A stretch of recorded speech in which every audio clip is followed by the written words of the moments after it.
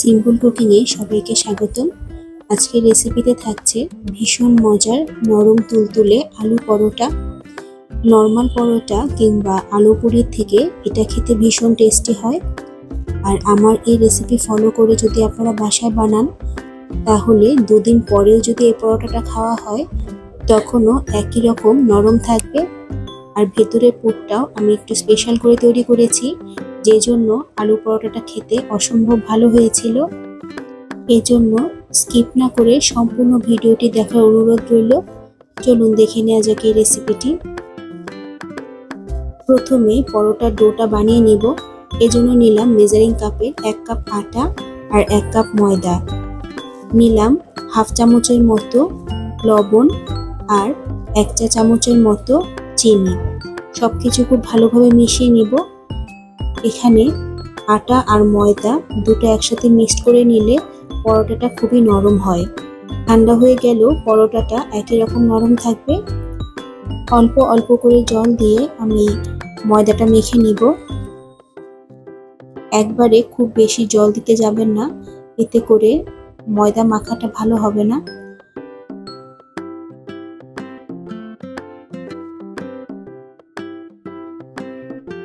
ময়দাটা মোটামুটি মাখা হলে এ পর্যায়ে দিব 1 চা চামচের মতো আমি ঘি।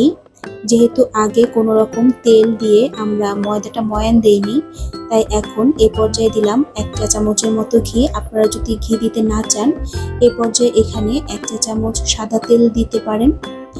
এখন খুব ভালোভাবে আমি ময়দাটাকে আবার স্মুথ করে মেখে নিচ্ছি এবং প্রায় 15 মিনিটের মতো রেস্টে রাখবো। পুরের জন্য নিচ্ছি সেদ্ধ আলু। এটাকে আমি স্ম্যাশার দিয়ে স্ম্যাশ করে নিব। এর ফলে এতে কোনো রকম লাম্পস থাকবে না, স্মুথ একটা আলুর মাখা তৈরি হবে। এখন একটি কড়াইতে 2 টেবিল চামচের মতো তেল গরম করে তাতে দিচ্ছি 1/4 কাপের মতো কুচি করে রাখা পেঁয়াজ। পেঁয়াজ দেওয়ার পর চুলোর আঁচটা অবশ্যই মিডিয়ামে রাখবেন, যেন খুব বেশি লালচে না হয়ে যায়। পেঁয়াজগুলোকে আমি নরম করে ভেজে নিব। এরপর দিচ্ছি কুচি করে রাখা আদা। আদাটাকেও আমি পেঁয়াজের সাথে হালকা করে ভেজে নিব। আদা আর পেঁয়াজ কিছুক্ষণ ভাজার পর এতে দিচ্ছি কুচি করে রাখা কাঁচামরিচ। কাঁচামরিচ, পেঁয়াজ আর আদা লালচে করে ভাজা হলে এতে দিব স্ম্যাশ করে রাখা আলু। আলুর সাথে খুব ভালোভাবে মিশিয়ে নিতে হবে। এখন দিচ্ছি স্বাদ মতো লবণ আর ভেজে গুঁড়ো করে রাখা জিরে। সমস্ত কিছু খুব ভালোভাবে আলুর সাথে মিশিয়ে নিতে হবে। সব শেষে দিচ্ছি কুচি করে রাখা ধনেপাতা। ধনেপাতার সাথে আলুর পুরটা খুব ভালোভাবে মিশিয়ে এরপর নামিয়ে ঠান্ডা করে নিতে হবে। হয়ে গেল আলু পরোটার আলুর পুর। এটা এমনি খেতেও খুবই ভালো লাগে, আবার এই পুর দিয়ে আপনারা ইচ্ছা করলে আলুর চপও তৈরি করে নিতে পারেন।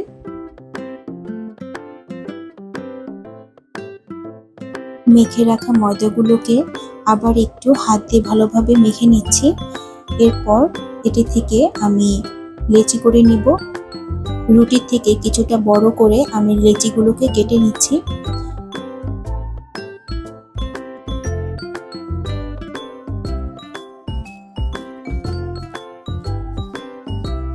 সবগুলো লেচিকে এরপর হাত দিয়ে চেপে চেপে সুন্দর করে গোলাকার শেপের বানিয়ে নিব।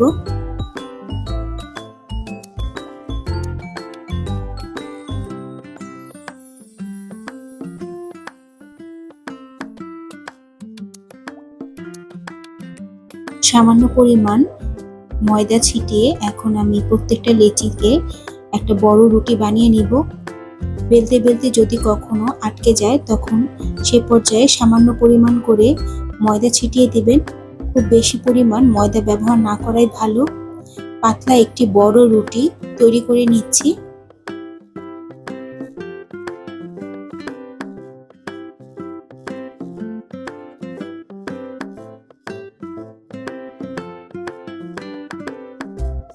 এরকম একটা পাতলা বড় রুটি তৈরি করার পর এতে দিব প্রায় 2 চামচের মতো সাদা তেল আর খুব ভালোভাবে স্প্রেড করে দিব।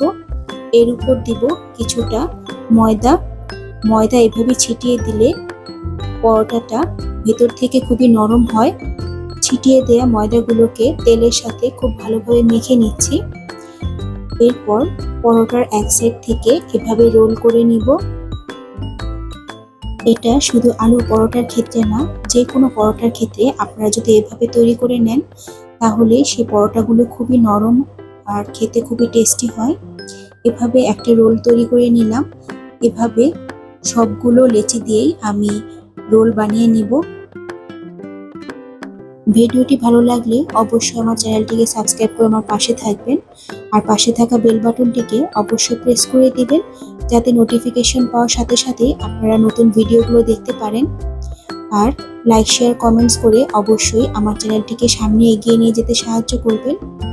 এভাবে সবগুলো লেচি থেকেই আমি রোল তৈরি করে নিলাম। এখন দুটো রোলকে একসাথে সমান করে আমি সমানভাবে 3টে ভাগ করে নিব।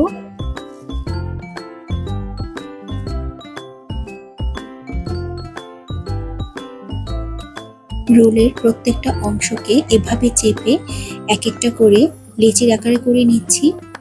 এভাবে আপনারা লাচ্চা পরোটাও তৈরি করতে পারেন। এইভাবে সবগুলো রোল থেকে আমি লেচি তৈরি করে নিব আর দুটো লেচি দিয়ে আমি একটা আলু পরোটা তৈরি করব। এ পর্যায়ে একটা লেচিকে আমি ছোট করে লুচির আকারে বেলে নিচ্ছি। এ পর্যায়ে কোনো রকম তেল বা ময়দার দরকার হবে না। এরপর আরো একটা লেচি দিয়ে আমি ওই একই মাপের আরেকটা লুচির মতো করে নিচ্ছি। এরপর পুরটাকে এর মধ্যে দিয়ে দিব আর ভালোভাবে স্প্রেড করে দিচ্ছি। সম্পূর্ণ লুচিতে আমি পুরটাকে দিব না, কিছু অংশ বাদ রাখবো। সেই অংশে দিচ্ছি সামান্য করে জল। এরপর এর উপর আগে তৈরি করে রাখা রুটিটিকে দিয়ে দিব আর চারধার খুব ভালোভাবে আমি সিল করে দিব যাতে পুরটা বের হয়ে যেতে না পারে। আপনারা অবশ্যই চারিধার খুব ভালোভাবে সিল করে দেবেন। এতে করে যখন আমি পরোটাটা বেলবো তখন যেন পুরটা বাইরে বের হয়ে না আসে। হাত দিয়ে খুব ভালোভাবে প্রথমে স্প্রেড করে নিব। এরপর খুবই হালকা হাতে চেপে চেপে পরোটাটা বেলে নিতে হবে। এখন এর উপর দিয়ে সামান্য পরিমাণ কালো জিরে আর চিলি ফ্লেক্স দিলাম। এতে দেখতে খুবই ভালো লাগে। কারো যদি ভালো না লাগে তাহলে না দিলেও চলবে।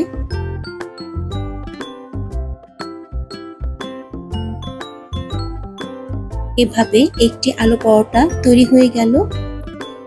একইভাবে আমি সবগুলো আলু পরোটা এক এক করে তৈরি করে নিব। এই রেসিপিটি ভালো লাগলে অবশ্যই কমেন্ট বক্সে কমেন্টস করে জানাবেন। আর যদি কারো কোনো রিকোয়েস্টেড রেসিপি থাকে তাহলে অবশ্যই আমাকে কমেন্টস করে জানিয়ে দেবেন। এই আলু পরোটা আপনারা ডিনারেও খেতে পারেন, আবার অফিসে লাঞ্চ হিসেবেও নিতে পারেন। এছাড়া বাচ্চাদের স্কুলের টিফিন হিসেবেও দিতে পারেন। এভাবে সবগুলো পরোটা আমি একে একে তৈরি করে নিয়েছি। এখন এটাকে ভাজার পালা।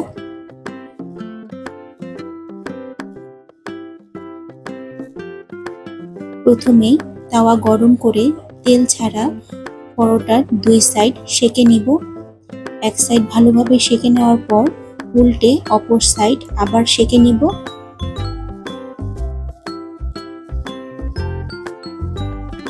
যখন 2 সাইড ভালোভাবে সেঁকা হবে তখন তেল দিয়ে পরোটাগুলোকে ভেজে নিব। আর এই সময় অবশ্যই চুলার আঁচটা মিডিয়ামে রাখবেন। খুব বেশি জোরে বা খুব বেশি কম আঁচে পরোটাগুলো ভাজা যাবে না। মিডিয়াম আঁচে ঘুরিয়ে ঘুরিয়ে 2 পিঠ খুব ভালোভাবে আমি ভেজে নিব।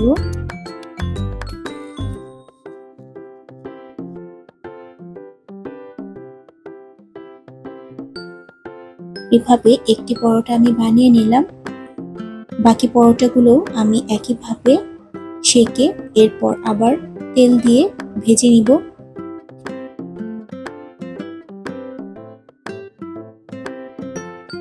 এভাবে অবশ্যই একবার বাসায় ট্রাই করে দেখতে পারেন।